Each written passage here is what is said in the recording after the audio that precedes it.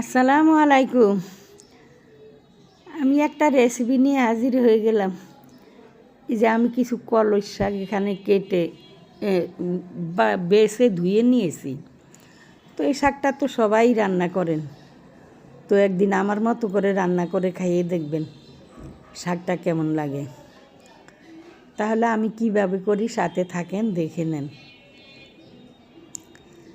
আমি শাকগুলা ধুয়ে তারপরে কেটে নিছি, এরপরে রেখে দিছি পানি ঝরার জন্য। এখানে কিছু চিংড়ি মাছ ভেজে নিতেছি শাকের সাথে। এইভাবে চিংড়ি মাছ এইভাবে যদি কলই শাক ভাজি করেন, তাইলে আপনি যদি 1 প্লেট ভাত খাইতে পারেন, এই কলই শাক ভাজি দিয়ে আরও 1 প্লেট ভাত খাইতে পারবেন ইনশাল্লাহ, আশা করি আমি। তো অনেক মজা হয়, অনেক টেস্ট হয় এই শাকটা এইভাবে ভাজি করলে। সবাই তো করে, আসলে রেসিপি দিতে এখন আর ভালো লাগে না, সবাই তো রেসিপি দেয়, সবাই সব কিছুই জানে করে।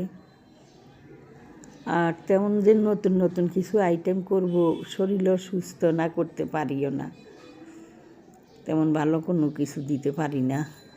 শরীর ভালো না তো চুলার কাছে দাঁড়িয়ে থাকতে পারি না অনেক সময়। তো পেঁয়াজ মরিচগুলো ভাজি হয়ে গেল আমার ওগুলা। আমি এখন ওই যে শাকগুলা কেটে ধুয়ে রাখছি, ওই শাকগুলা একটু ভেজে নিব। পানিটাও একটু টানুক আর শাকটাও একটু সিদ্ধ হোক। শাকগুলা ভেজে নিতেছি।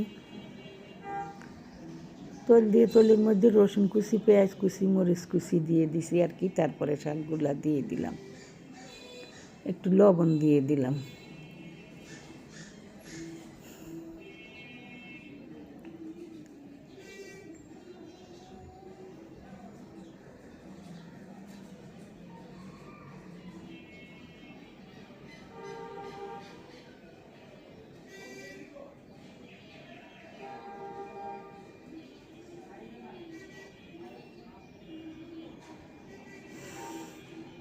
এই শাকটা কিন্তু সামান্য একটু পানি দিয়ে এইভাবে ভাজি করে ভর্তা করলে অনেক মজা হয়। আপনারা খাইছেন কি না কেউ জানি না, ভাজি করে খাইলে অনেক মজা হয় এই শাকটা। এই ভর্তা করে খাইলে সামান্য একটু পানি দিয়ে একটু সিদ্ধ করে নিয়ে এরপরে পাটায় বেটে মাছ দিয়ে বা শুটকি দিয়ে যদি ভর্তা করেন অনেক মজা হয়। একদিন ওই রেসিপিটা শেয়ার করবো নি আপনাদের সাথে। তা আমি চিংড়ি মাছগুলো দিয়ে দিলাম। আমার শাকটাও হয়ে গেল। যদি ভালো লাগে একটু লাইক কমেন্টস করবেন।